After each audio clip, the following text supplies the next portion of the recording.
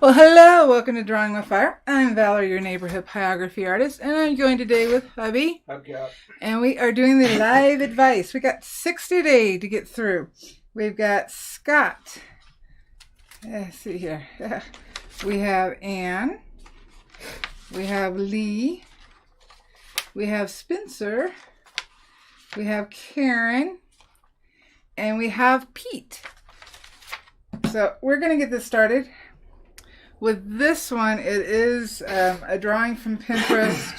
I took out the background stuff. I believe Scott's putting this on a guitar. I took out the wording because what he's asked me to focus on are the hands. He wants to do the shading right, and he's doing the shading with a walnut hollow. So I'm going to go ahead and pull out my walnut hollow, and what I have around here, Pat from Optima gave me this idea, and we're going to see if it works. And what it is using the aluminum foil to maintain the heat in the barrel so that we can work at lower setting and get a darker burn, and hopefully that will keep this cooler in the hand piece, and the steel wire is to keep the wrap on. So I'm going to go ahead and click this on to medium. Let that heat up for a minute. I'm so not used to all the weight on it. It's going to bother me. And while we do that, I did just draw out a little bit of the hand so that I can use the burning on that. We're going to talk about the drawing real quick. And I just realized I did not move over my pencils. What if you, instead of making it a more efficient burner, you accidentally make a time travel device or something? Where shall we go if we're time traveling? All right, so I'm not going to put the original drawing that he got from Pinterest up on the screen because I don't know what the copyright issues on it are. So I would assume just not do that. So I'll cover myself that way. And there's a few things that I noticed that before even doing any kind of burning, that maybe some of the line work needs to be fixed. This area really stood out to me as being off, and I think it's because the shading, the shadow is kind of throwing Scott off a little bit, and hopefully he'll join us so we can talk about it. But right here on the top of the finger, oh, that's not the right kind of pencil. Let's go with this one. It should be a little straighter. Doesn't have to be perfectly straight because it's going to go next to the nail. And right here, this is a little wider than it would be. And I think what happened was that Scott got some of the shading over here mixed up with his line work in the finger itself. And so if we fix that now before burning, it'll be easier than trying to figure out why it feels a little off later and going through trying to fix everything. So let's go ahead and get this fixed first. And we do have a nail up here. And a lot of this on the finger shape is the shading. So let's go ahead. And if you have a problem with something like this, I didn't have time. I meant to take a... Oh, bless you. Sorry. You are just not doing good today. No. Are you okay? No, I'm all under the weather, but that's okay. I'm still me. You're still you. I know you are. Take a picture of your hand. In this case, based on the nails, it's a female hand that I'm seeing. So take a picture of a female hand and use that as a reference in the pose itself. Because some of this, some of this is where the shadow is. And I think that's kind of what might be throwing it off a little bit. Eve says that last nail is super long. You know what? In the drawing it is. The pinky nail. But it is more curved. I had a boss that had a pinky nail like that. You know, I think the pinky nails grow better. Yeah. At least they do for me. It turned out that pinky nail was for something else. See, in this finger, based on the line drawing, is also, and again, I think it's the shading within the drawing itself that might have kind of thrown Scott off. So if we can fix that first, I think he can get closer to what he's looking for. And I do try to do this with all my burnings. After I transfer, I do try to sit with the reference and see if maybe I've gotten a line wrong and fixing it on the board before I go any further, because I know how hard it is to fix. And Scott's working on a guitar, so that's going to make it even harder. Okay. So I'm just going to work on fixing this area. Hopefully we've got an idea of what we're looking at better. Okay.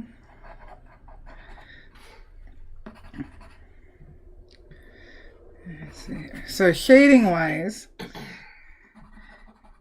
negative shading underneath the hand to start, where your darkest shadows are first, will probably help out the most. So let's get those laid in. And based on the drawing, it implies the light is coming from this direction, hitting the palm, the face of the hand in the drawing. But I do see some inaccuracies in the drawing. So it could be a personal choice as to whether or not you'd want to continue using this. But I do recommend, because Scott is wanting something more realistic, that I would go looking for a photo that better represents what you have vision-wise in your head. Lighting and shape. And I think that would help out a lot. So we got the really dark here. And see, part of this is not only shadow, but it's the actual line art itself. And because it looks like flash art, it could be for a tattoo, which would be in this style more heavily lined. But if that's not what you're going for your burning, you'd have to change it a bit. And I didn't want to not do Scott's piece because he's asked for several of them. And unfortunately, there's been copyright issues. Alright, so what I'm going to do is go ahead and switch over. I'm going to pin this up so I can see it. Hopefully, I've had the walnut hollow on long enough, and the tip that I have in is the spade tip. This is pretty much the only tip I use. So, guess what? This was not plugged in. I thought maybe it was because it was moving the cords. It's not plugged in. So you know what, Scott? I'm going to come back to yours. I'm going to go ahead and move over to the next one. Plug this in, heat it up, and come back to yours. Oh, I know why. I know why. It's right there. I forgot it was plugged into that. Okay. I changed where it was plugged in a long time ago, and I haven't used it since then. So I guess we could always time to see how long it takes to heat up now. So we'll just keep looking at this since I don't have to move things around. And Scott's here, and it was late. What was late, Scott? Or he was just late in general. So I'm just going to say hi to everybody. Hey, Pete, Scott, Eve, Burl, Greg, Philip, Lana. Did I get everybody? Amy. And who? Amy, I just saw her. We got Amy. Amy has. Hi, Amy. Spence. Sharon. Pyro Pete. Yeah, I got Pete. Okay. I think that's it. And Lana? You said Lana, right? I did say Lana. Okay. All right.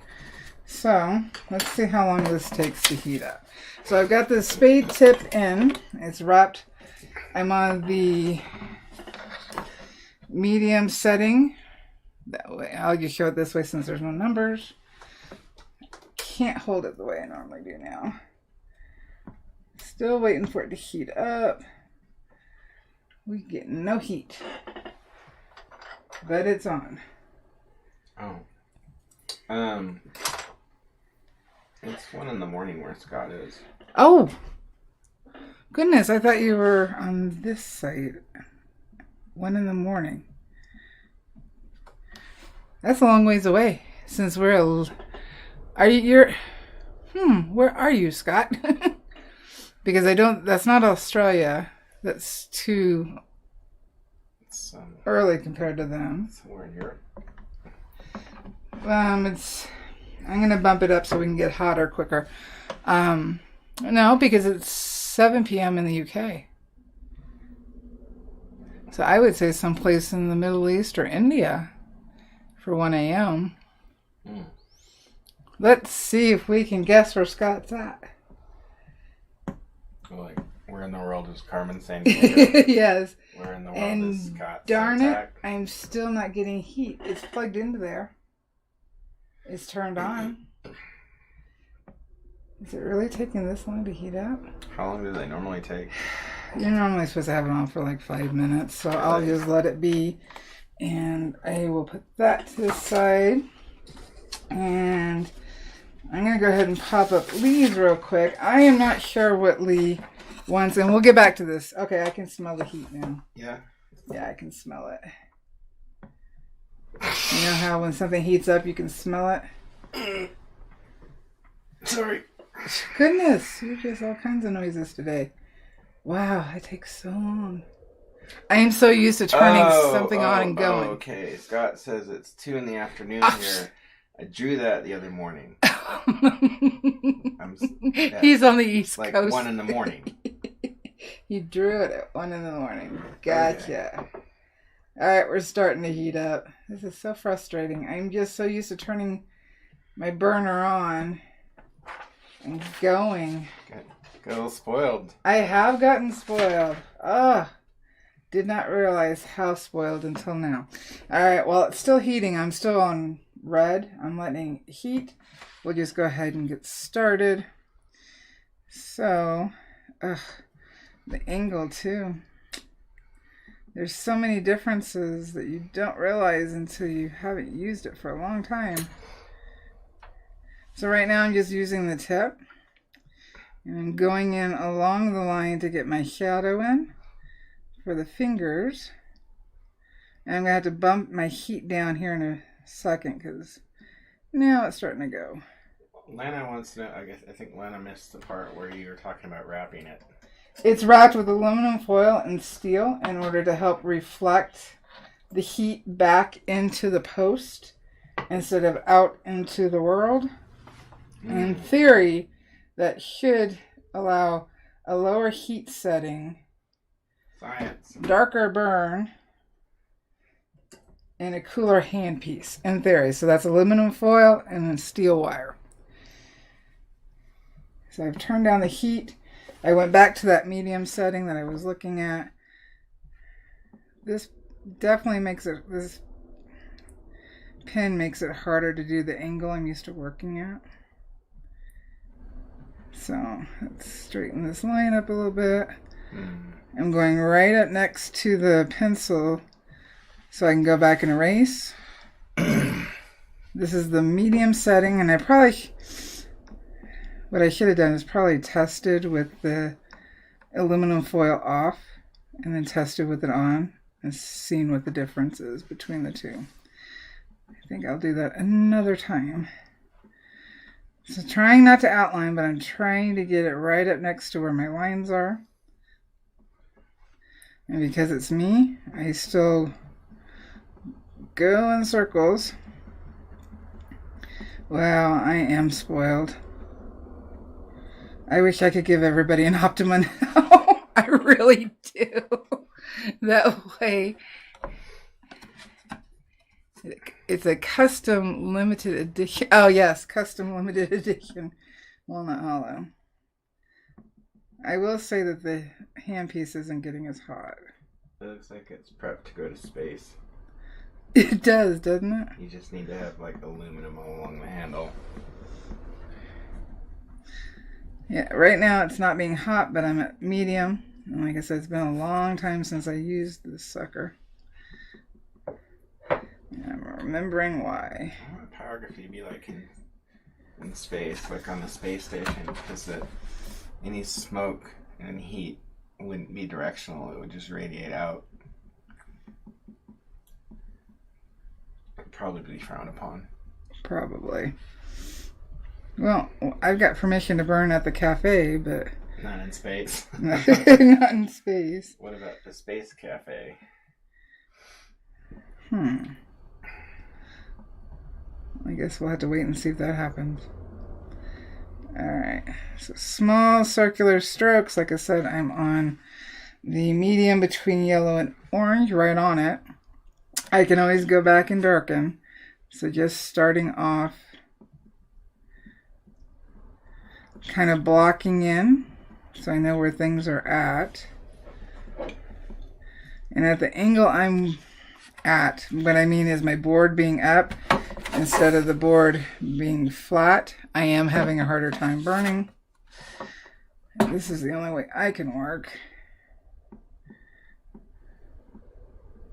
And I understand that not everybody can afford to upgrade right now. It is true. I'm just being spoiled.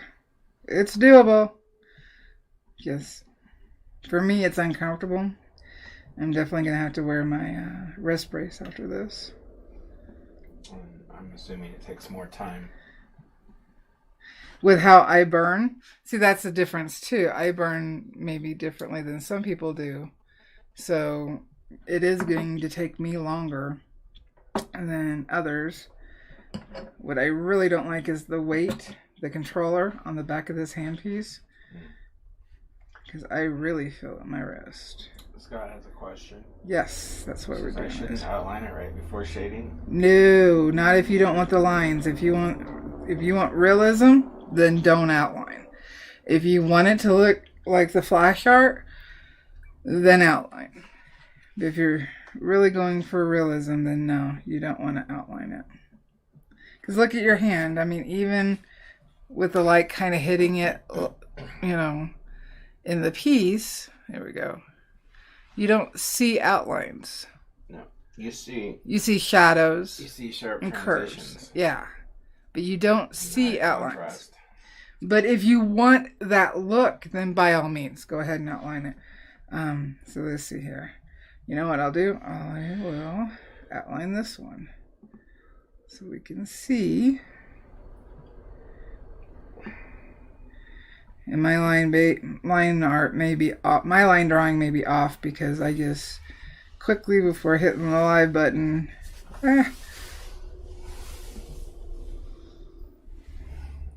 So if I outline. He says awesome. Wasn't sure about that. Yeah, I would definitely say that's an artistic choice in this case, depending on what you're looking for.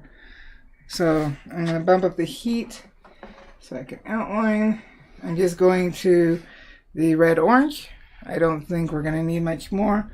I'm not feeling heat in the handpiece so far. I do feel a little warmth here, but it's not uncomfortable. It's not bothering me. The weight on my wrist is bothering me. Eve says there needs to be a book of artist phrases that sound off outside of context. It's a huge chapter about pyrography.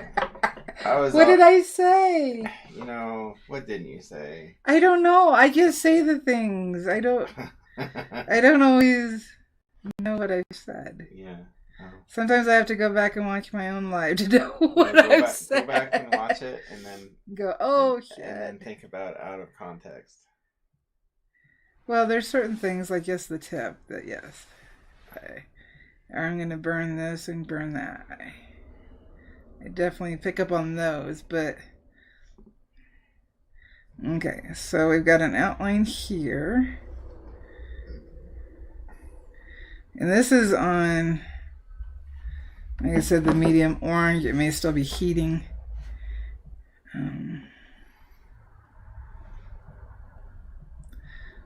This is a thin pinky I've drawn. I'm just trying to outline it.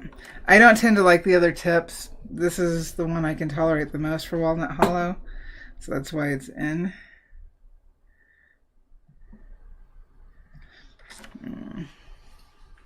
And why am I drooling? That's not a good thing. I know. It just happened. It just happened. Eve says, Lana goes, okay, no. Alright, Eve says, it's just that I burn never stops being funny. And,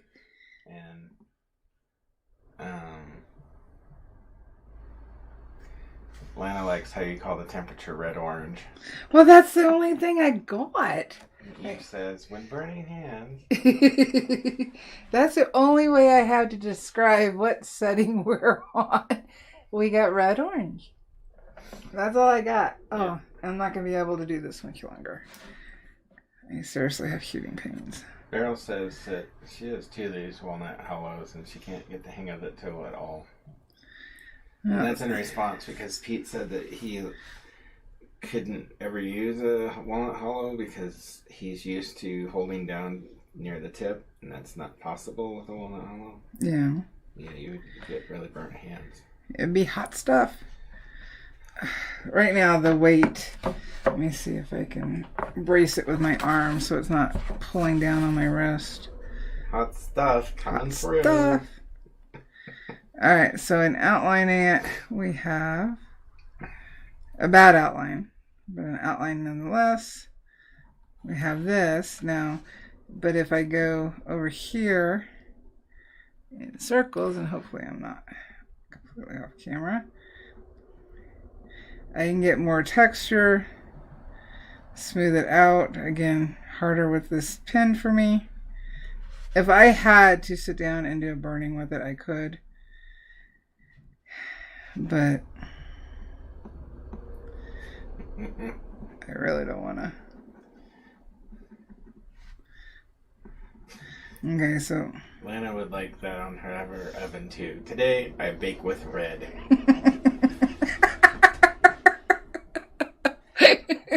Hey, I'm going to trademark it first before you guys can do it. You can do that, Lana. Just put some stickers over the numbers. There you can. Put stickers over your... Well, don't forget she's in Germany, so I don't know how their stoves are. They're in Celsius. Well, I know, but are they numbers or are they... Yeah. Alright. So we can see how we've got this difference in shading, trying to shade the finger. It looks more rough, more cartoonish. Mind you, it would be better if I was currently better at this burner and it wasn't hurting me. And if you're having to use this burner because right now you can't upgrade, I feel for you. I have always had a different kind of respect for those who use it and enjoy it because I don't. I think that, like, for me, the thing I see with this is that if you want to get the detail that you get in other pieces, you'd have to do a much larger piece. Yes. And then it would take even more time because and pain because of the nature of the pen. But it is possible. Yes. It's definitely possible. Pieces that are beautiful. Yep, I have too, and I'm definitely not taking away from those artists in any way. But you know that's like any other thing. It's like, especially if you're, it doesn't matter what you do, like what you do professionally. Like there's always going to be a better tool. Like for instance, you know, I'm a painter and I can use a traditional brush method to get a smooth gradation for like a sky, you know, a background, and that could take me a while. Or I could use an airbrush and do the same effect in like 30 seconds. It's just a matter of the tool, you know, using the right tool for the job or a better tool for the job. But you can The tool that works for your technique. Yeah, but you can... I think that's the biggest. Yeah. And this tool, which I'm really about to turn off because I can't do it anymore. Lana says, I remember when I finally understood that painting shadows is basically what happens in realistic art. Yep. That was a revelation. Because all you're doing is putting in those darks that... Greg wants to know, since we just have numbers on some, what is the actual temperature at tip? I don't know. We have an IR gun too. Yeah, but it doesn't register correctly. Doesn't it? No. Oh. I already tested it. In fact, where is ours? Beryl says... It might be behind you in the cubbies there. Beryl says, what blasphemy is this? A better tool than the Optima? I can't do it anymore. Sorry. My wrist right here is freaking killing me.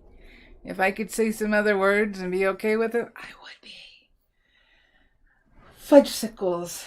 That hurts. It would be just a series of bleeps. Yes. Bleep. I'm trying very hard not to do that. Bleep, bleep, bleep, bleep, bleep. So Scott, do you have any more questions on your shading with the walnut hollow? I say use whatever tip works for you. For me, if I have to do it, the spade tip works the best. I would fix your lines. And like I said, and I think some of it is the outline and shading of what's in the background here is throwing this off. The banner feels fine. The other background stuff felt fine, but I do feel the hand drawing. If you could sit and refine that, your burning will go a lot easier. Even if you're nervous about the shading, I think you'll have a better outcome if you fix your drawing first. So I'm going to put this out to the side. I don't think I'm going to need that, but we'll see. And next, what happens next? We got Lee, and he's done these wonderful giraffes that I think he took pictures from the zoo, and unfortunately I'm not sure, from photos.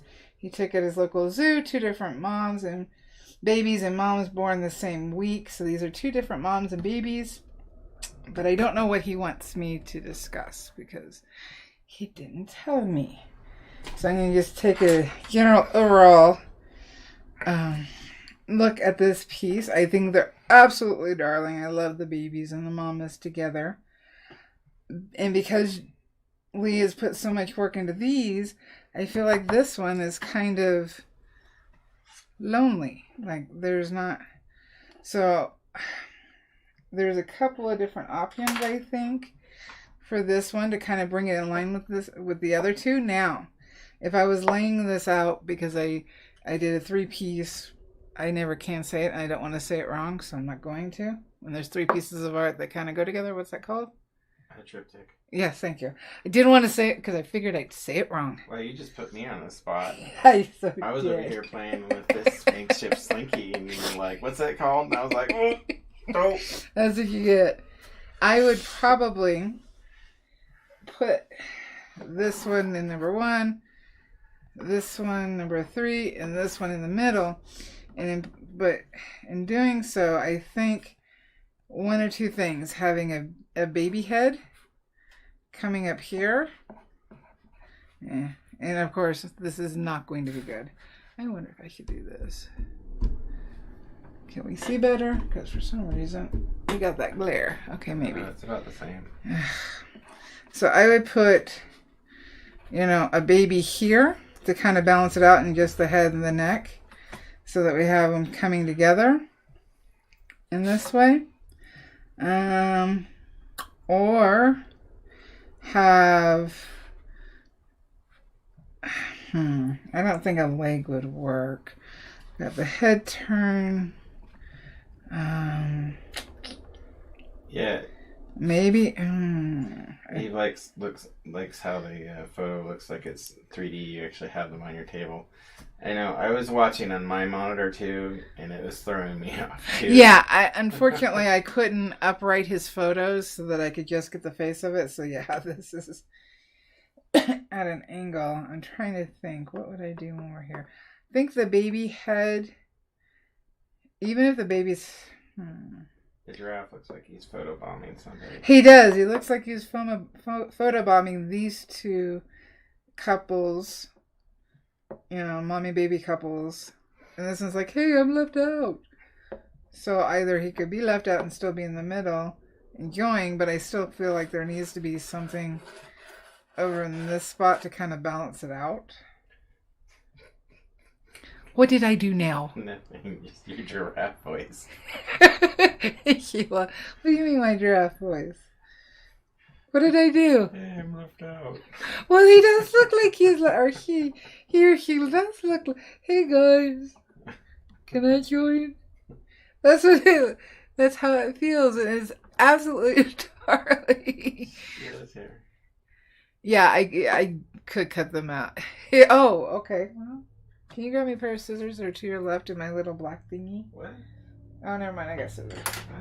Well, Lana's saying if I... How about a tree so that he can eat? Yeah, a tree would work. Let's see here. Lana's talking about me cutting these out. And at this point, because I really wish Lee would have answered, because I'm not sure what he wants. Every time you say Lee, I think of the song. Which song? The Tenacious D song. Lee, Lee, Lee. Yeah. Like, is actually not how it goes. No, it's not. It's probably good, because then Tenacious D won't hit me with a copyright. Let me finish my thought there. All right. So I'm just I'm cutting him up. So there we go. That looks cool. Now she's excited. Well, it does. So I'm going to hold him in my hand. Actually, when I was holding it sideways. Sorry. Got a little sidetrack there. But it does look 3D. All right. So I'll start. I really do wish Lee would have answered me so that I knew what Lee was looking for in the critique, because he's using an old wood burner. It looked like an Excalibur, which is a detail master. I would say turn down your heat. If you feel you have to outline, do it really lightly. I don't know if Lee was going for a more realistic feel or just wanted to express the giraffes in this way, which is completely his choice. I'm trying to think. But I do feel like this guy feels left out, and he's like, hey, you guys, I'm all by myself. So I would add a tree or something. What? What? What? Doesn't he look like that? I know, it's your giraffe voice. It's funny. I didn't know I had a giraffe voice. Well, apparently you do. So I wish I could say more for Lee, but I don't know what Lee is looking for specifically. Specifically. Oh, I think you did that. So hopefully, maybe Lee will pop on, so I'll just put this to the side. And we will move on to Anne. Studio C, sorry. I watched too many of those. I thought... What? Oh, we're done with the giraffes? Yeah. Oh, wow. Okay. We're moving forward. Now we're on to We're so fast. Well, I know we've got 6, so I don't want to go over. Okay, so Anne wanted to know the best way... Let's see here. I'll just read her post. This is on basswood. She uses a coalwood detailer. She tends to start burning too light. She's trying to layer and feels like she's scratching too much. I'm not sure what you mean by scratching. The only thing that tells... Like, wiki. The only thing that tells me is your tip isn't polished, so it's not gliding. And so it's catching the grain, and that's the scratching you're feeling. Had to take a break from this guy's body, so now she's contemplating what to do for the background. I did the dark border, so this right here. And now I feel the body is still too light. One, how do I give his body more depth?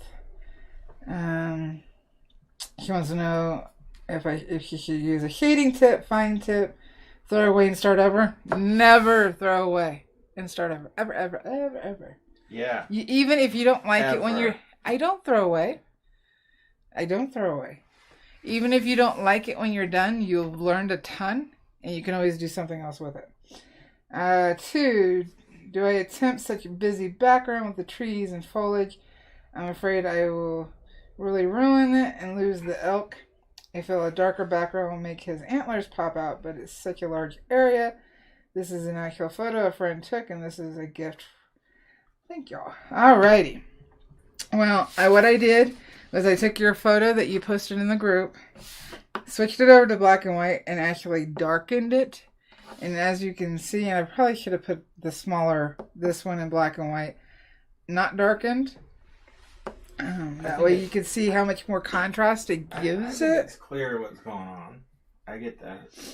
But she wants to know, she feels it needs to be darker, and I agree with her. I think more contrast.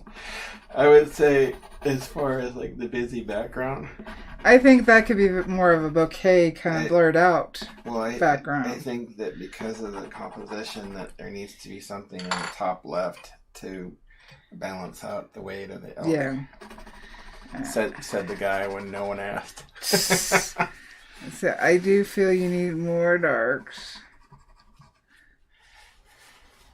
Let's see here. You see, and by looking at the black and white, you can see the values better.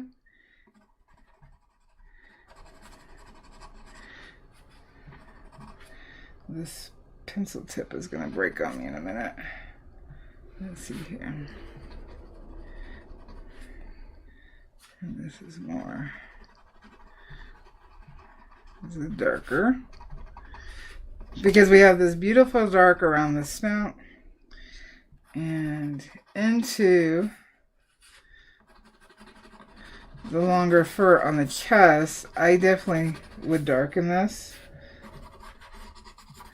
a lot.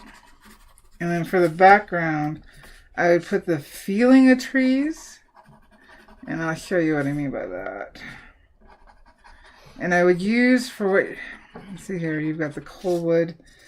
So I would use a shader on what I'm doing now to smooth out and even. Because you can always put fur details in when you're done. You can put the, there we go. Hannah says that she agrees it needs contrast. Yeah. And I think in giving this contrast, and that's what I'm hoping to do with the color pencils, and if you're ever wondering if you should go darker, not only take this photo that you have of your burning and take it into a photo editing program on your phone. I know the Photoshop Express app is free. Taking it into that and playing with the contrast will really give you a good idea of how much darker you might want to go, and it gives you that visual that you're looking for, because maybe you're not seeing it in your reference, so you're unsure. By seeing it in your burning, it'll be easier for you to make a decision with. But I definitely feel you can go quite a bit darker, actually, and you won't lose them. Let's see here. And these shapes, actually, I kind of feel like gap. So Lana has a question. Kind of, yeah. She says, you know, I live in a different country. Where do you buy the wood to burn on? For the wood that I use, my birch, I get from Trekell.com. They do ship international, but I don't know if that shipping is worth it for you. I mean, it's awesome wood, but I don't know if it's going to cost more to ship the wood than it would to buy local. Well, where does Lana live? I believe she's in Germany, so you would know. Oh, yeah, you're just not going to get it at Aldi. So it's going to be hard. There is a Walmart in Germany. They might have. I'm probably going to get panels. I'm probably going to get a thumbs down for this. But the wood at Walmart is shit.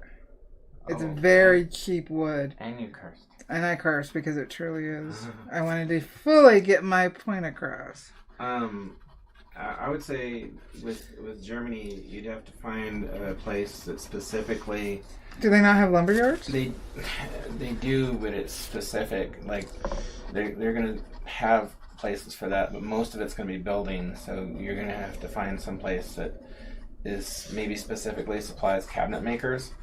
And then, that could work. And then make sure that they're okay, because sometimes with the apprenticeships and things like that you might not be able to buy. I don't know if the general public can buy stuff, but they should be able to, though, I think, because it's not licensed stuff, because you'd just be buying wood. So, but yeah, I think a cabinet maker supply would probably be the ticket. It's going to be more. Thank you, because I have. It's going to be more expensive, though. Well, then I guess you could weigh if it's going to cost the same in shipping from Trekell, because the Trekell is it's meant for artists. Granted, it's meant for artists to gesso and paint on, and I'm kind of. The only other thing that she could do is that in some of the larger towns that there are art stores. Mm-hmm. And she might be able to talk to one of the shop owners about ordering some wood canvases. That's what you'd ask for. Specifically for that, and she might be able to do that because they're I know pretty versatile. Yeah, I know Ricky was having a problem with that as well in Portugal. Yeah, that's hard. That's one thing that we're lucky on. Like, we have places like Michael's and stuff that you can get stuff like that. Well, I would check the Trekell website as well and see if it's worth it for you. Because if it was worth it, if the shipping doesn't cost an arm and a leg, then I would do that. I also, Eve, what's the name? Oh, Jackson's Art Supply online. I think, Lana, don't you get your some of your watercolors from there? They also have wood canvases. You would be looking for the wood panels or canvases. Does Dick Blake or Jerry, do they ship overseas? They do. Yeah. But if you're going to have it shipped overseas, then I would recommend the Trekell. Yeah. She says, so wood canvases work? Yeah, that's another term for the panels, that, especially the cradle board panels that you see me use. It's a wood canvas. Just make sure they're not gessoed. Yes, they have to be raw. All right, so we got some darks in on this beautiful. Oh, Greg's gotta go. Bye, Greg. Yard work. Alrighty. So we got some darks going in on our out. Now, for the background, what I would be doing is I would honestly just do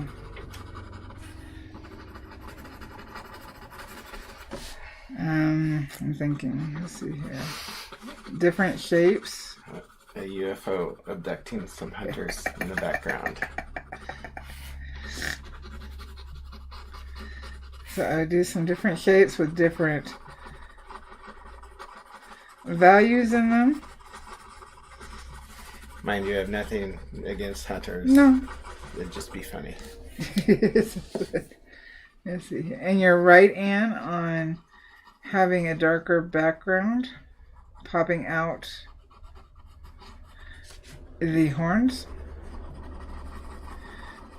Let's see here. So, how's this one? That's a thick one. All right. Did you just talk about using pencils or something? What do you mean? Oh, there's a pencil question. Oh, go ahead. So Anastasia's hole in the something. Hey, Anastasia. Let me see what yours says. Hole in the Holler Creations. Okay. Oh, I just lost it. Hang on. Okay, what brand of pencil should you use? To draw on the wood or do what I'm doing. To draw on the wood, I recommend a 2H or harder because it's just easier to erase. For what I'm doing, just any color pencil. Right now I'm using a Prismacolor. Huh, that's interesting. So in regards to overseas shipping, Beryl says be careful with live edge wood. So like with the bark on. Yeah, this one. Some borders won't let them across. That's true. I know she's had some problems in Canada. So the basswood live bark edge is this pencil. I'm gonna have to resharpen it later. Let's pull another one. So these darks really popped out the horn right here. It was kind of hidden from us. But the reason I'm not doing any detail is because I don't want to take away from that horn. I want the dark in different ways. And I'm wondering if it should be kind of just blended out. Would that make sense? Well, if we did it this way. That makes sense. So if we have darks that kind of faded out, the dark is closest. Can you grab me some more dark browns out of the drawers? Please. Which brand? No, I don't care which brand. I just need a dark and that lead broke on the other one. Let's see here. Okay, so in not detailed trees, kind of just having the line. It doesn't have to be exact. And then just kind of fading off. Thank you. Fading off. But having it around the elk kind of frames it a little bit more. Let's see here. I put grass here. So I'll put some grass in here. And where it's darker, you can go a little lighter. And where it's lighter, go darker. You just kind of fade it off. But I really do think you need to have some of these darks. But you don't have to do the whole board. It helps if I stay on the screen. Alright. But these darks definitely, excuse me, is going to make your elk pop out even more.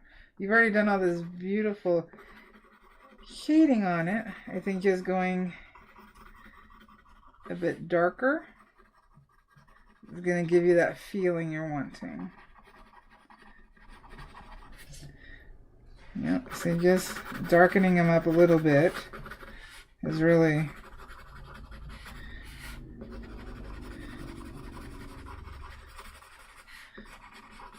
brought more of him out. And even this can go darker. You need to have some darks that are close, not exactly to the mouth, but close to the snout around it. Because that's going to balance it out. And I think you definitely felt he needed to go darker once you put the dark in because it pushed him back. So let's pop him out.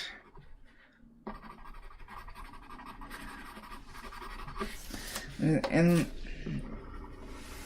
these darks right here will definitely make these beautiful horns pop. But I don't think you need the whole board burned.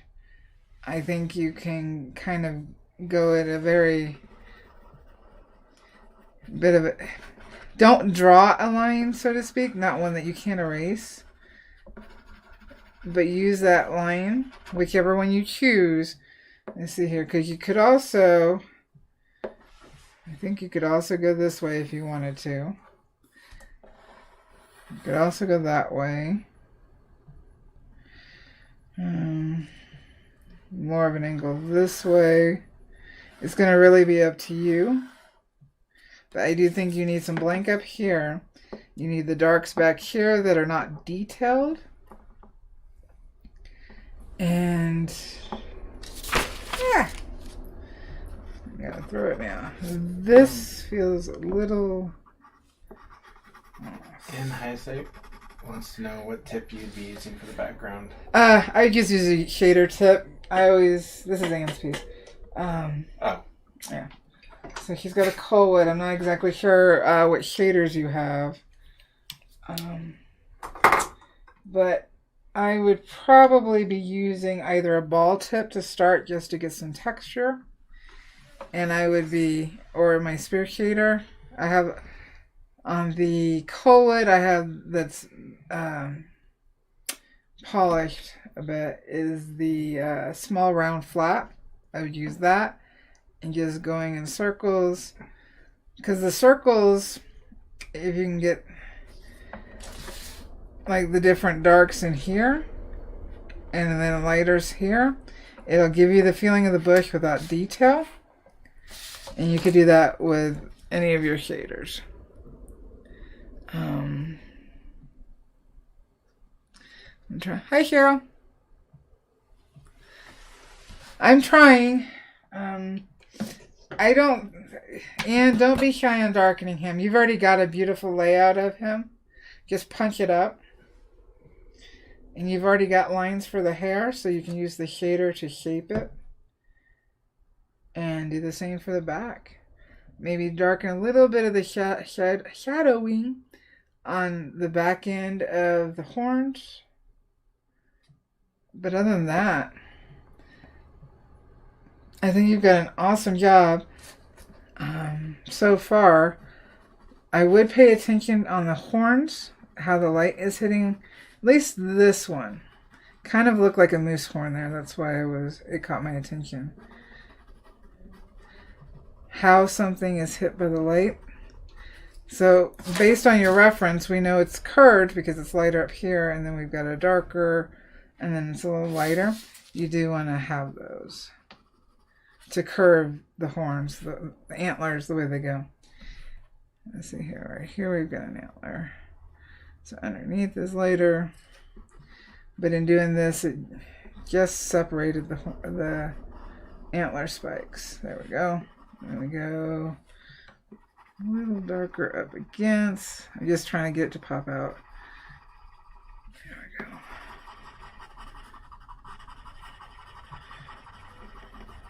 There's only so much tooth in this paper, so only so much is going to happen. And it makes it pop out. Any more questions? Your shader is your friend, Well, I'm waiting to see if Anne has any other questions. I'll switch over. We got Spencer next. Let's see here. I'm wondering. Let's see here. Yep. Studio C, Spencer. You do that voice better than I could. Alrighty. We got Spencer and his doggy. And Spencer's feeling lost, that he's lost his lines and overwhelmed. Spencer is new to burning, but I still think he's doing an awesome job. I'm trying to turn this so we can get it all in there. Yeah, there we go. It went boom. Alrighty. Let's see here. First thing that stands out to me looking at the color is I really think, and this is completely artistic license on how you want to do something. When there's a bunch of patterns in the background, my first thought is to go solid with them and leave them out, because you've got a lot of texture in this dog. You're going to have a lot of fur work going on and you need the darks in order to pop the little poochie out, but not have it distract from him or her. Such a cute puppy. And that would be the same for the floor. I would just find a tonal value that I like that works next to the paws, where I can also go a little darker for any shading. And this is, like I said, just an artistic choice, so I figured we'd go jump in those first. And then he's also laying on the towel blanket that's behind, and it looks like we have a piece of paper here. Now, again, this would be an artistic choice as to whether or not, or is it fabric? Could be fabric. Whether or not to have this piece here. Does it make sense to what you're doing to keep it? And that's just part of deciding on a composition and how you want a piece to look. So I wouldn't put any pattern in the floor. I wouldn't put any pattern in the wall. You can have the different tonal values, I think, just not the pattern itself, especially here because you want the fabric to pop out. So I'm just going to put this here. It'll also help you negative burn the ear fur. So put that there. Fabric. I would go ahead and lay the fabric in first since you've already started. I'd work on the fabric just to have some guidelines going. And again, I wouldn't put too much texture or anything like that in. I would use the shadows. And to me, fabric is can be very fun to burn. Draw, shade. Alright, so let's get this little fuzzball surrounded. In regards to the last piece, Anne says thank you. Oh, you're very welcome. Hopefully it helped. Hopefully I didn't confuse you. Alright. So now we know we got a doggy ear on this side. And actually it looks like we have more fabric up here. So let's go ahead and negative burn around the hair up here. Remind me to tell Eve why I found a reason she needs to come visit here. Why Eve? Mm-hmm. Why is that? Has to do with cats. Cats? Mm-hmm. So you may not know about it, so. Alright, so make sure this is shaped right. So let's get the fabric in. And all I can do is go off the lines that Spencer already has down. And my reference photo that I'm looking at. Okay, so now we have more of a doggy focus. Now, oh, no, not yet. I'm gonna get this over here. I didn't see it. We want the background to be the background. It can have information in it. But I think sometimes we get distracted by it. He says, what? Cats where? I'll tell you. Has to do with cats and what is, well, no. The name of it is Ark. Ark. The cat sanctuary. Has over 178 cats. Wow. For adoption. And a lot of them are special needs or have issues. So. But they're getting a bunch of kittens because it's springtime. Alright, so we got our fabric now in.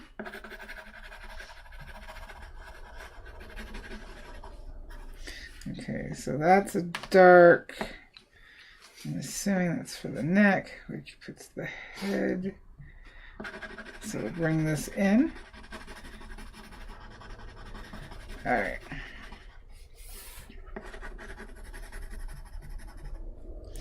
Okay, I might be off on the drawing. Sometimes you may have to go back and lay down your lines. Now for the fur, we got tummy fur here, so I would honestly, in the direction of the fur, because white fur is never fully white. Not really. You've already got some dark, so I would just start shading with your 18M in the direction of the hair and just kind of start forming it with light strokes in different directions to give that texture of fur. Let's see here. Because some areas are going to be darker, some are going to be lighter. So using that 18M, I'd use the side of it to kind of burn at an angle.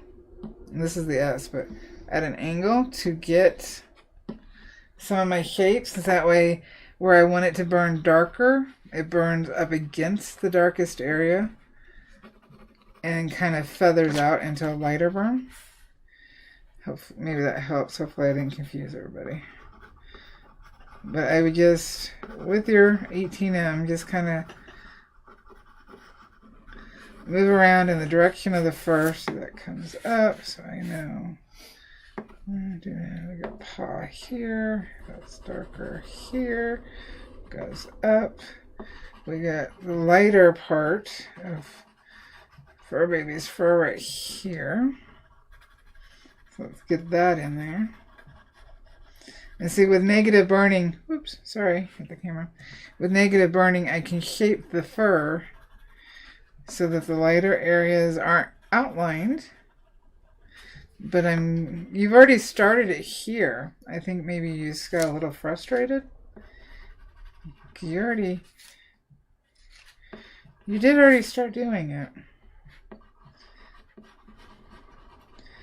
So in shaping it,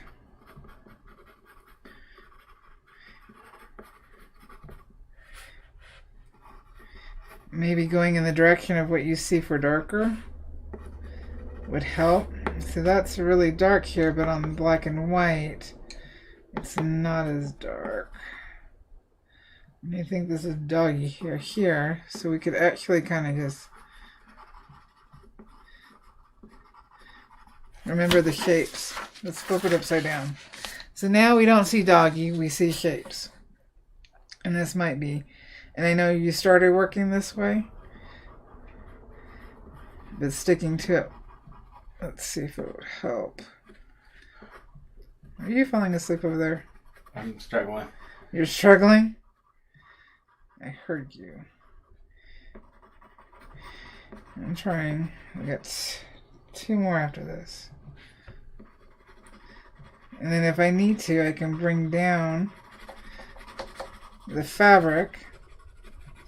But if you need to go and put... That's why I say not to detach your pattern, because if you need to lay it back down and transfer a line again, you've got it in the place already that it goes. So if all possible, keep that pattern attached. I know sometimes we're like, ha, because we want to see. And I try to leave my pattern on as long as I can. Now, it doesn't always work. So let's bring this in. I think you're just feeling overwhelmed. Understandably, this is a lot to do, especially for somebody new to burning. I definitely commend you for jumping in and going for it. And I'm guessing you've learned quite a bit from it already. Spence wants to know if he should stay in the dark spot. This one? Because I think you're right. For the most part, I think you're right on the pads. This ear feels a little dark here.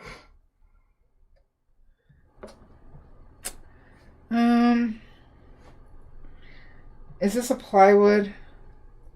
Because you're only going to get so many sandings out of it. That's why I ask before you start hitting the glue layer. I think instead of sanding to lighten, I think if you darken a bit more and have the fabric be darker in the background and have the ground be darker, it'll balance out and you won't have to.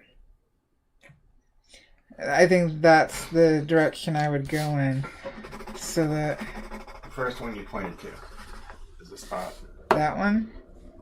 I know. I think if you can darken, you'll be able to balance it out. That means in some of the other areas you might want to go darker, just so you have that balance. I mean, if you feel comfortable sanding it, I guess when somebody says sanding, my brain automatically goes to orbital sander, but you could hand sand that. Oh, you could hand sand that area in the direction of the grain, and I think it would be fine. Just to lighten it.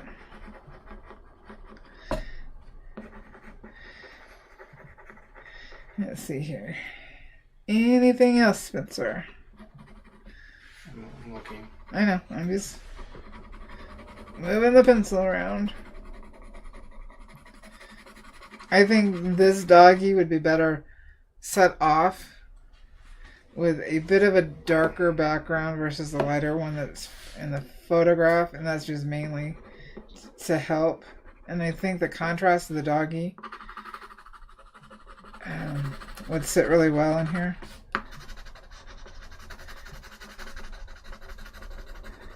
Now, I don't think it should be black. I don't think any of it should be black.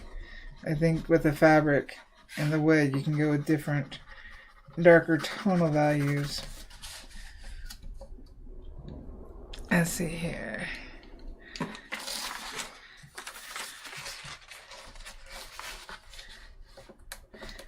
So, if we don't have anything else from Spence, I think we're going to pop on along because we got Karen and Pete, and I'm losing you. Hmm? Do I need to poke you? No. We can make it poker art. No. You sure? No. Yes, I'm sure. Alrighty. So he says no. That's awesome. Thank you. I like the idea of doing a darker background. Yeah, I think that would set this just poopy off really good. It doesn't have to be not black. I don't think black, but I do think darker. That way you still have your lights, and he won't feel suffocated. Thank you so much for sharing. And we got Karen. Karen has done a wonderful lion cub. I know what my animals are. And she wants help with the fur and when to put the white in for highlights. Okay. So I think, Karen, that you're off to a great start. I think, let's see here. Karen, I believe, has the Optima. I should be looking at the notes. Why am I looking at notes? Okay, he left me. Let me see if I can. Pretty sure Karen has the Optima.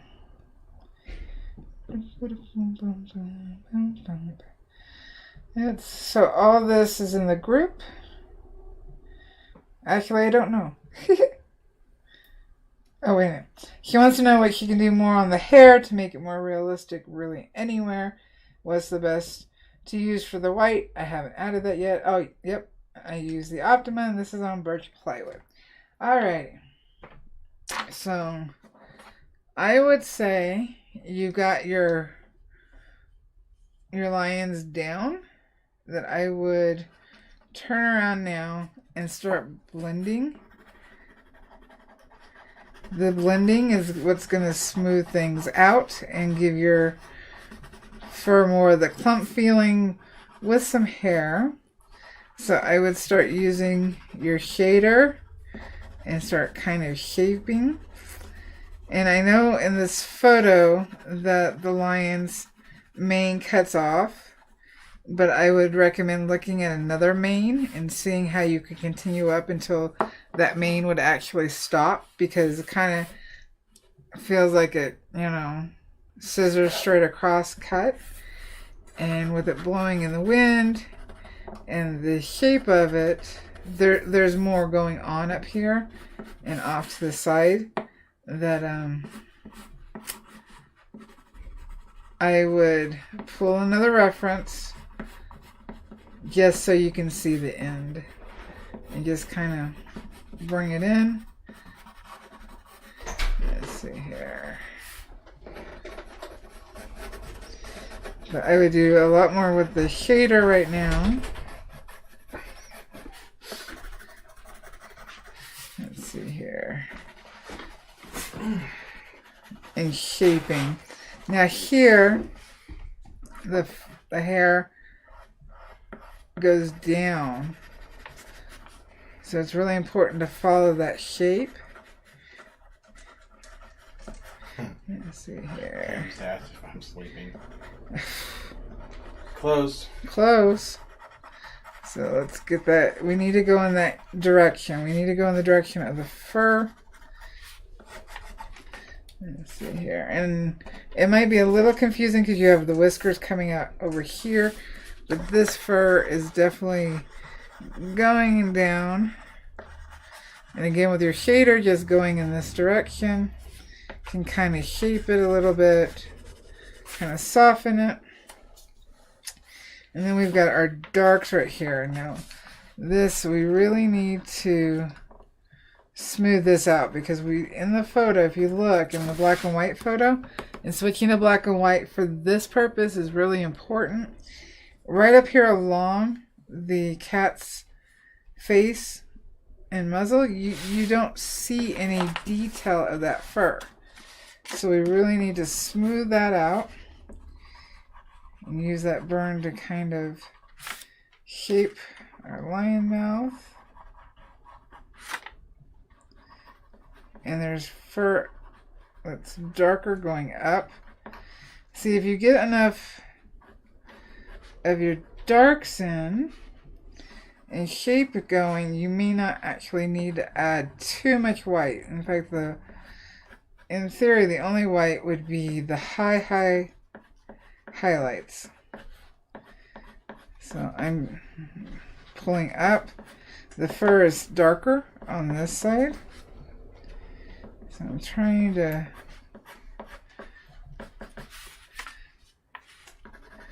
our nose is darker. Let's get that in there.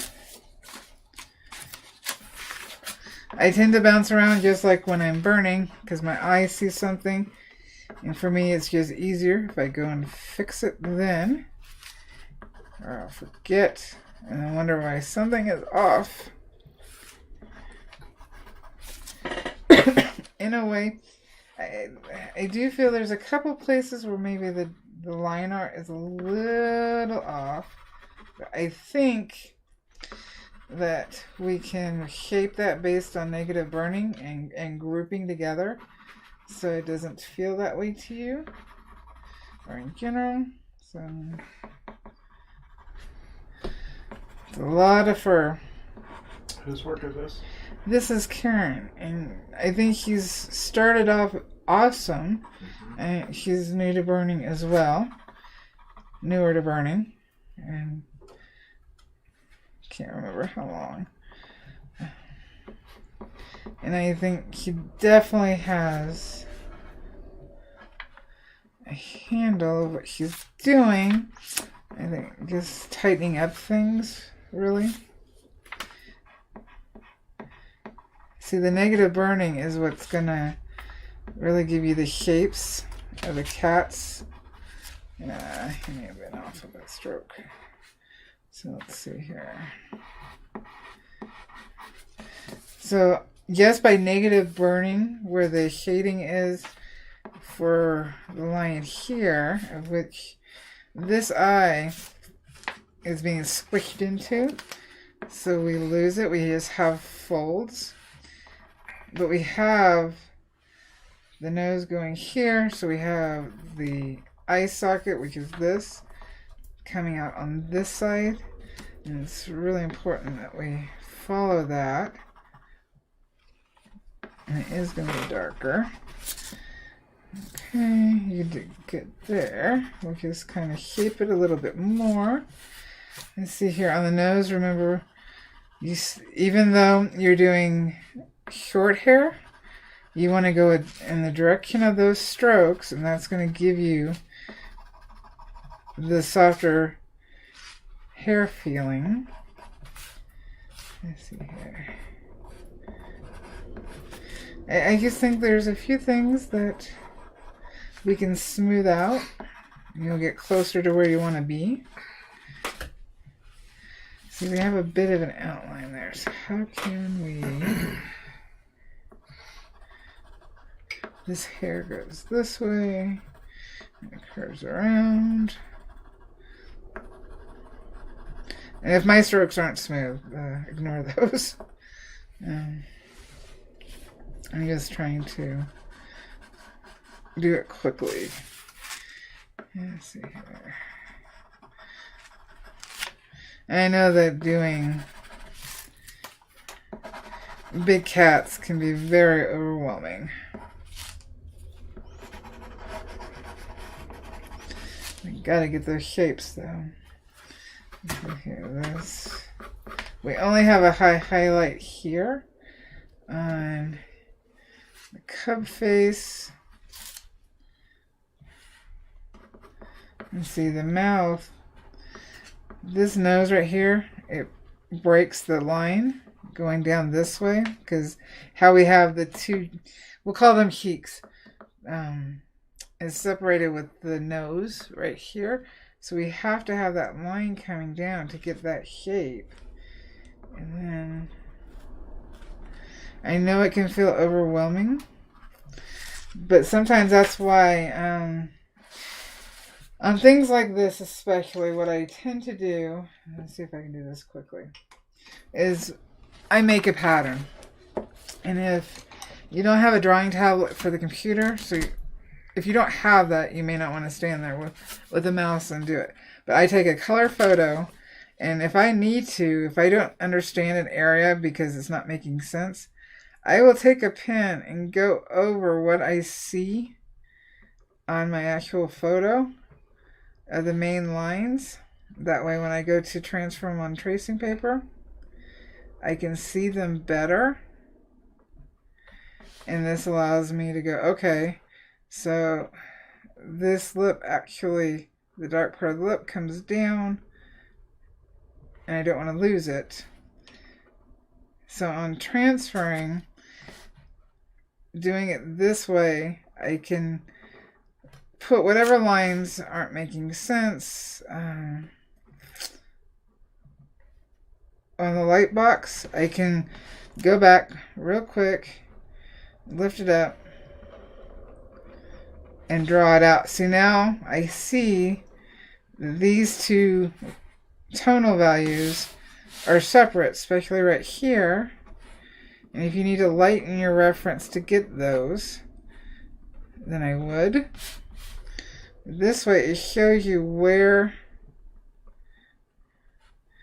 the actual separation of animal can be a little bit easier. Like this right here. I know this is a dark shadow here, here. Now I may not transfer every single line that I do. It just shows me as I'm creating my pattern what I'm looking at. Pete says good tip, pal. Oh, good. I hope. Because I'm trying to figure out the best way. And see, I know it may seem tedious to do a pattern that you may want to just transfer from your photo. The problem with that is it's harder to line up on your wood where you may want it. You may transfer more information than you actually need, than your brain needs, not my brain, your brain. And that may become even more confusing when you're doing any kind of fur or hair. If it's a shadow line that I'm not sure about, what I tend to do, let's see here, like right here, I may not want a dark line on my pattern for this.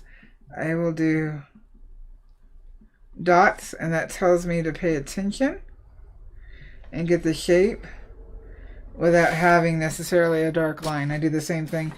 Let's scooch it in for shading. So I might do, instead of a dark line, I might do some dotted line like this. And this tells me, and I may even transfer these dotted lines. This tells me, okay, this is shading. This is not necessarily a line that is defining something like this is. Or even this. This is a line that... So hopefully that helps. But using the color photo to create your pattern makes it a lot easier to see. Because if we look in here, we don't see as much of... Because the tonal values are closer, we don't see as much as the lines right here as they are, which might throw off our pattern. So if we use a color one, we're like, oh, okay, that makes sense. Got it.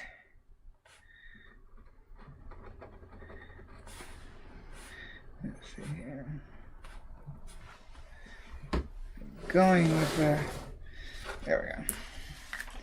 But going with the fur is very important. Let's see here. I can do it quicker this way. And going in groups. So let's see. Once I smooth some of this out, let's see how much more.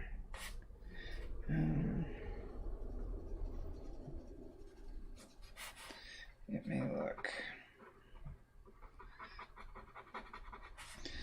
Groups. Group.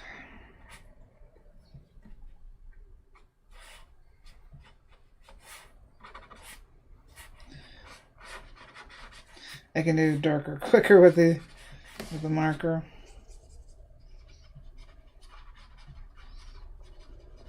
So if I was shading, I would be shading just like this. I would be shading the shapes.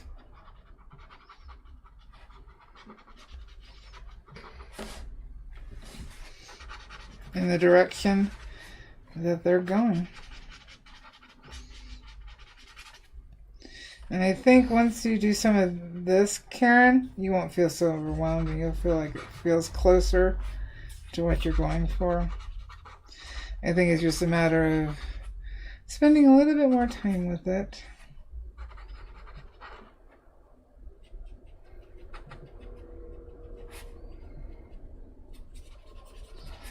Let's see here. It's darker.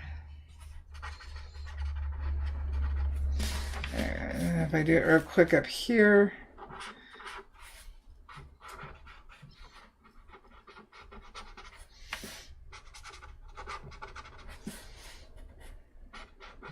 and even your lighter groups of fur, I would still do this with.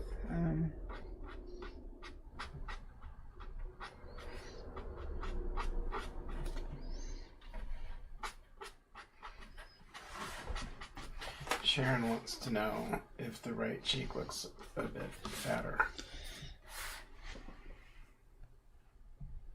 In the photograph it does. I don't know if it's because the face is squishing, and that's why. And of course there'd be whiskers here. Let's see if we can get them in there.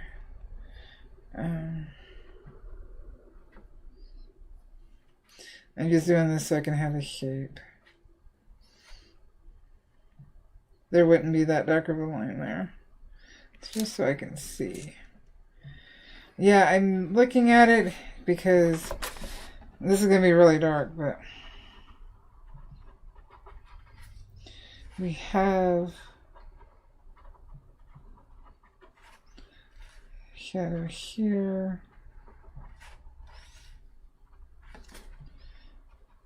Shadow here.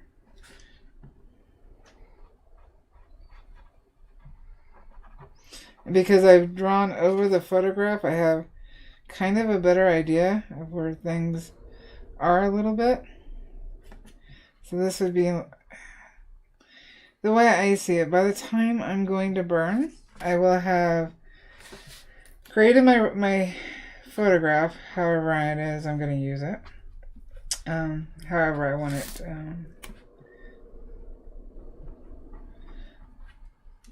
composition-wise to be. Then I draw my pattern out, going over my reference photo, the way I just showed if I need to, or just using the light box. And then I'm burning transferring my pattern. So I gotta transfer it. And then I'm burning it. So you figure how many times have I drawn it? And even then I can still feel overwhelmed like I lost. 4. Let's see here. Pattern. Transfer. Burning. For sure 3. For sure 3 times that I've drawn it. Cian has to go. Bye, Cian. Bye, Cian. Alright, I know. So hopefully shading in these directions and shapes, negative burning around your lighter groups will help you feel more fur-like.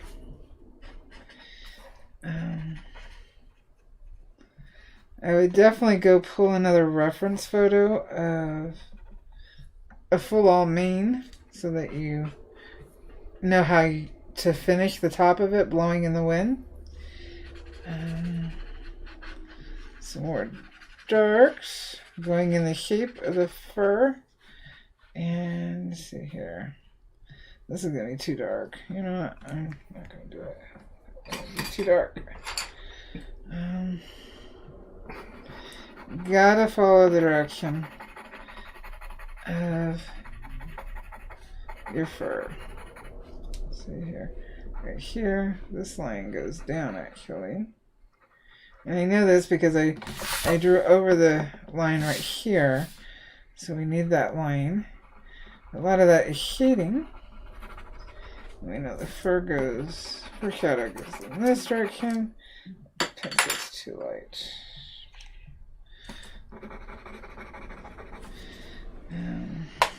This is darker down here. What? You've had a problem with caps lock. She yelled, "Night, Cian." Oops. You sure it wasn't Scout? Huh? You can blame Scout for stepping on the keyboard. No, it's spelled correctly. Oh. Maybe he's a smart cat. Well, obviously. So yeah, I think just putting in some more dark, using your shader tip versus any kind of skew shape. See, this line is actually off. Let's see here. Let's bring that in. And then, only after you're happy with all the fur, would I look at. So you've got white there. I think bright white would be too much for it. Well, I guess it would depend on how much of it you used.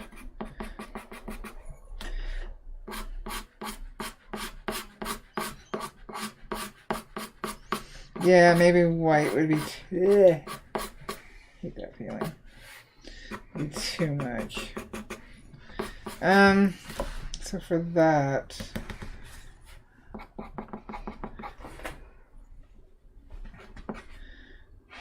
maybe colored pencil with a bit of cream versus white, I think. You could use some white to get the highlights. But other than that, I think anything more, even down here, would be too bright. I think it needs to be lighter. Alrighty. So do we have any questions on this? Anybody? Because I don't think Karen's with us right now. She may be at work. We got one more to go, right? Last one. I'm pushing through. All right. Pete has this wonderful unicorn. I think it's awesome. Ow. Sorry. Let me readjust to my seat. I've slid down and my back's hurting. Alrighty. What did Pete say? Pete said, I lost it. I lost my post. There we go. Okay. If I'm decided to go to sleep. Pete has a question. Can watercolor pencil be smudged on wood? With water, I would watch. Let's see here. The live I did on the flowers. I have a flower playlist. Which flowers? I think it was cherry blossoms I used watercolor pencil on. You can watch that one. In order to smudge watercolor pencil on wood, you really should activate the watercolor pencil on something first, a palette of some kind, and then brush on. To use just your finger on wood, let's see here. You happen to give me watercolor pencils. Haha. I planned it. You planned it? So I could see in the future. This is a watercolor pencil. Hopefully it'll show up on. This is an Albrecht Dürer. And Pete wants to know if it smears with the fingers. Not like I think you would want. And this is on sanded birch. No, not really. Your best bet would be to activate. I think it's the cherry blossoms. Yes, it's the cherry blossoms that I used watercolor pencils on. In fact, I used the Albrecht Dürer watercolor pencils. Alright, as for this, Pete is saying he's stuck as to where to go with the project he's burning. It's a unicorn burned on plywood using a razor tip. I would like an overall critique of the project as it's my first real project. I've been practicing on small pieces for a few months, and this is my first full-scale attempt, which you're doing beautifully. I've drastically altered the border around the unicorn. I think I got the same reference that you gave me. Not 100% sure, but I think I got close because I wanted to verify that it was a copyright-free photo before I put it on screen. Let's see here. I've drastically altered the border around the unicorn, and I think I went slightly OTT. I've also altered the mane and tail. I'm unsure what to add to the lower portion of the panel. I don't think it needs too much, but I also don't think it should be plain. I think you're right on that. Let's see here. If this is the correct photo, which I think it is, but that you use for reference, if you notice, this is snow. So you could go based on okay, you've pulled the snow off of the background, so that would imply spring or summer, so we don't have to look at that. If I was doing this, maybe here and there, not very detailed, so maybe with a shader,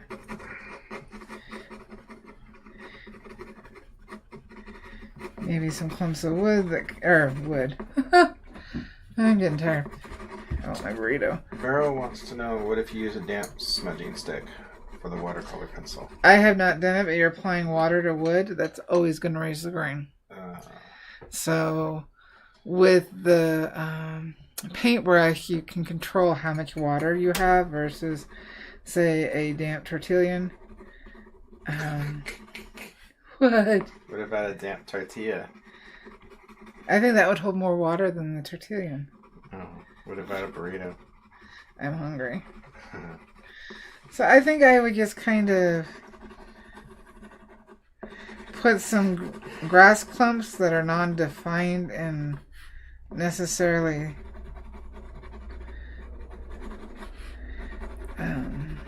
detail. Though, of course, it would be bigger the closer it got to the bottom because of perspective. It'd be smaller clumps here at the top. So you could do the clumps. In fact, you could do the clumps in place of the snow and the reference if you wanted. I do feel like we need a little more dark on this side. Though you went dark here. But to get the muscular attributes of the unicorn, I think a little darker. I like your mane doesn't blend in like the reference does, and I like that. You can actually see it. But let's see here. I do feel this line right here is a little off. It should curve more into the horse. So what you could do is take your background and bring it in a little bit more, and maybe burn some more wisps of the mane that you've done. Maybe that would help a little bit, because that line felt a little off. 2 questions. Mm-hmm. So Cheryl asks, in regards to smudging, would you recommend the same for watercolor markers? Watercolor markers on wood is going to bleed big time on the grain. Okay. It's going to follow the grain. So if I was using watercolor markers, yes, I would use a watercolor brush so that you can control the water better. And Pete says that I'm still working on darkening the unicorn. Would you advise adding some white?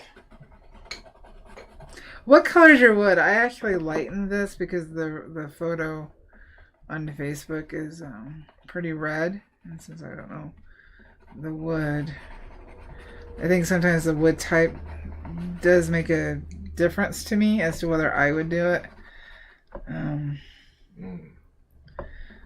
I would say that do your darkening and get the contrast first before adding any white. Oh, absolutely, because once you've added color of any kind, you really, really, really should be done with your burning. Yeah, and you may not need it with the contrast. Once you darken it up, it may bring the lighter areas out automatically.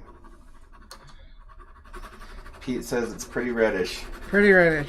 Then in your final stage, if it's as red as your photo that you posted, like I said, I did adjust this a bit, then yes, I think I would add white for the high highlights, because I really think on this wood where you would have your brightest highlights that it would really stand out. Let's see here.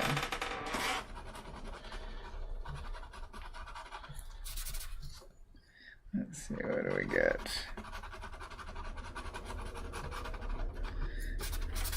What I'm using here is the General's charcoal white. It actually is chalk. I do.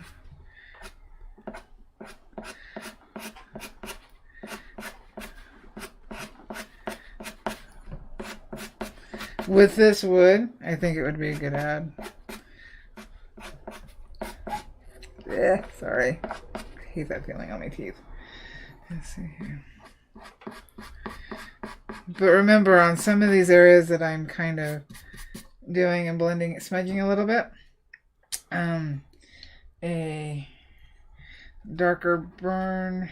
Let's see here, shoulder, bottom, shoulder, right here. Putting the darker burn in some of the areas is actually going to lighten up other areas.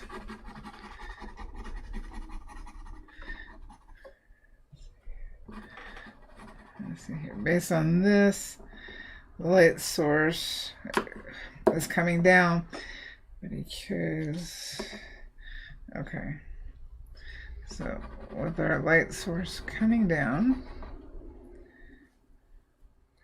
I think on the reference it's a little off, because down at the bottom would be darker, your lightest part would be up top, but it's a fantasy piece, so whoever digitally did this, I think wasn't necessarily going for accurate.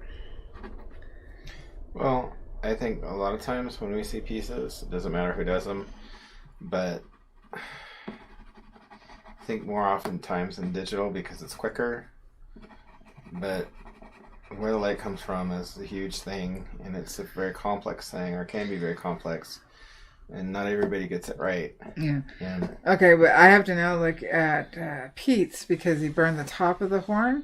Yeah. Which means that based on the shading, that our light source would actually be coming from the side. Yeah. To me, it looks like, because if I'm seeing it right, it almost looks like the light's coming from side and below, like the unicorn is standing on a hill and looking at a sunset. In which case, we'd have a darker surface they'd be standing on, probably, with long shadows. And based on the way you're already shading, we also have darker in the front. Pete says he decided to assume the light was from the left. Okay. Well, it's totally your choice. I'm not hitting on that at all. And you've done a good job at making that happen, so. And I see we have a male unicorn. Are we making this a male unicorn, or are we sticking to the female? Philip has to go. Bye, Philip. We are just about done. Thank you, Philip. He's one of our mods. Thank you, Philip.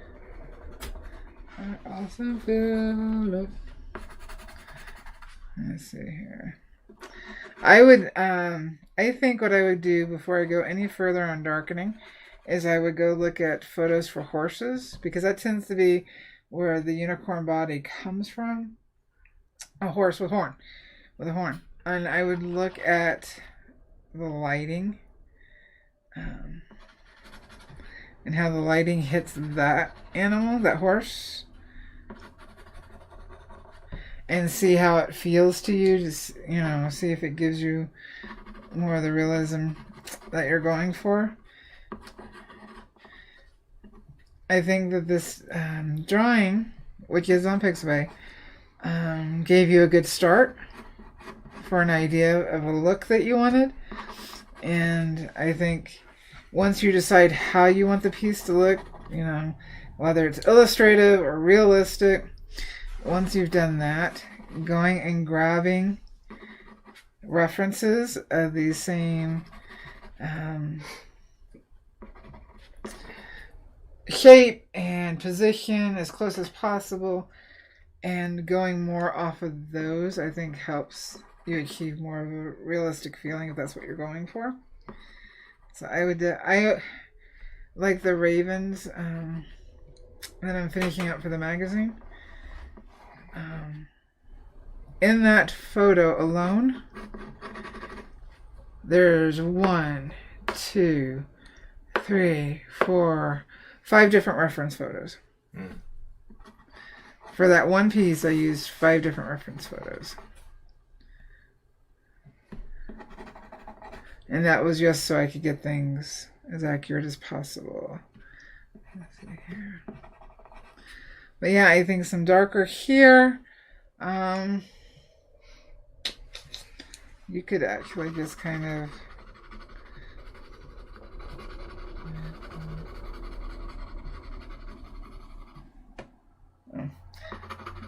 just kind of blend down the top a little bit in the shape of grass, and then put some clumps down at the bottom if you wanted to. I think there needs to be some shading down at the bottom in order to offset the clouds on the top. And you've got a misty feel there. And I think that's it. So yeah, there wouldn't be as high of a highlight if you've got the light coming from this direction. It would be hitting more of the hair on this side than it would be the underside. I hate when that happens. It makes my teeth hurt.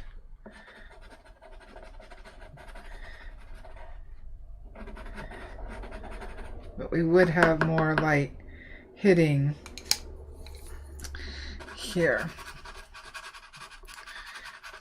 So it's going to have to be a choice as to where you... Let's see here. So all your... If the light's coming from this direction, all your light is hitting in these places here.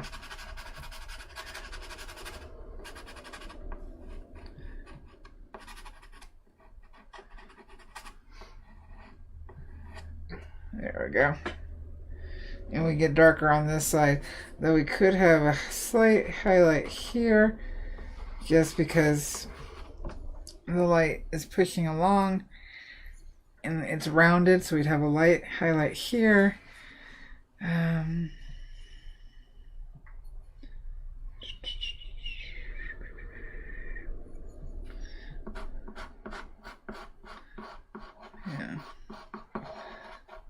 That's what we'd be looking at.